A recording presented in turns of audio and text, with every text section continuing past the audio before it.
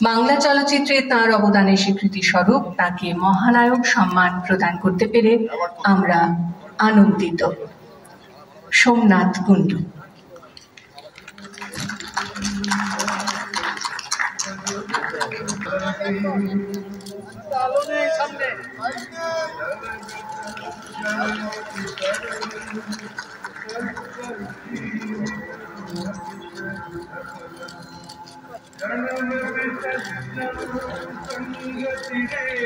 আনন্দ আঢ্য অপরাজিত ছবির জন্যই পেয়েছেন জাতীয় চলচ্চিত্র পুরস্কার।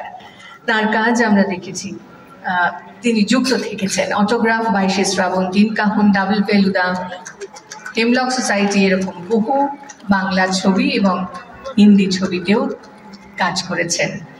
তার সামগ্রিক চিত্র, থিয়েটার এবং টেলিভিশনের এক সুপরিচিত নাম গার্গী রায়চৌধুরী।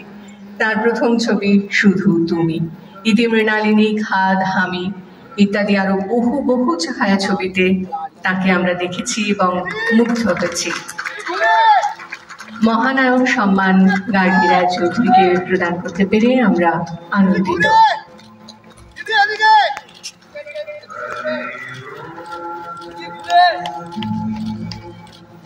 ইমন চক্রবর্তী পেয়েছিলেন জাতীয় চলচ্চিত্র পুরস্কার। তাকে ডাকবো এবার। আমরা তাকে পেয়েছি নানান ধরনের গানে, রবীন্দ্রনাথের গান থেকে আধুনিক গান, ধ্রুপদী সঙ্গীত থেকে লোকসঙ্গীতেও তিনি সমান পারদর্শী। ইমন চক্রবর্তীকে মহানায়ক সম্মান প্রদান করতে পেরে আমরা আনন্দিত।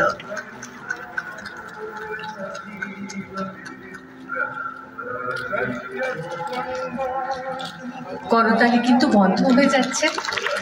এখন যাকে আমরা সম্মান জানাতে চলেছি তিনি আর কেউ নন, বিগত কয়েক দশক ধরে বাংলা চলচ্চিত্র জগতে তিনি সগৌরবে বিরাজমান। 1973 সালে নিউ আর্ট চলচ্চিত্র বানিয়ে, তথ্যচিত্র বানিয়ে তিনি তাঁর যাত্রা শুরু করেন। 1979 সালে তাঁর পরিচালনায় প্রথম তেলেগু ছবি মা ভূমি মুক্তি পায়।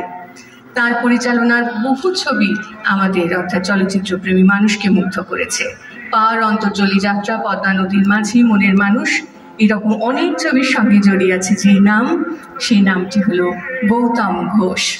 উস্তাদ বিসমিল্লাহ খান, সত্যজিৎ রায়, দালাই লামা, কণিকা বন্দ্যোপাধ্যায় প্রমুখের উপর নির্মাণ করেছেন তথ্যচিত্র। তাকে